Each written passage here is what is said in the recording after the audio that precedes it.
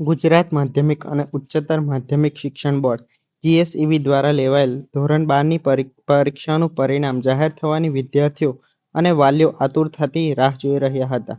હવે પરિણામને લઈને સૌથી મોટા સમાચાર સામે આવ્યા છે. આવતીકાલે ધોરણ 12 વિજ્ઞાન પ્રવાહ અને સામાન્ય પ્રવાહનું પરિણામ જાહેર થશે.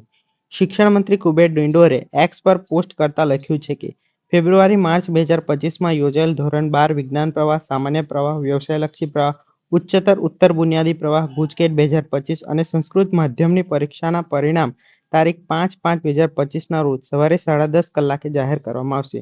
વિદ્યાર્થીઓ તેઓનું પરિણામ બોર્ડની વેબસાઇટ GSEB.org પર પોતાનો બેઠક ક્રમાંક એન્ટર કરીને મેળવી શકશે તથા વોટ્સએપ નંબર 6757300971 પર પણ પોતાનો બેઠક ક્રમાંક મોકલીને પરિણામ મેળવી શકશે. છોટાઉદેપુર જિલ્લાના તમામ સમાચાર માટે આપનું છોટાઉદેપુર યુટ્યુબ ચેનલને સબસ્ક્રાઇબ કરી બેલ આઇકન દબાવશો.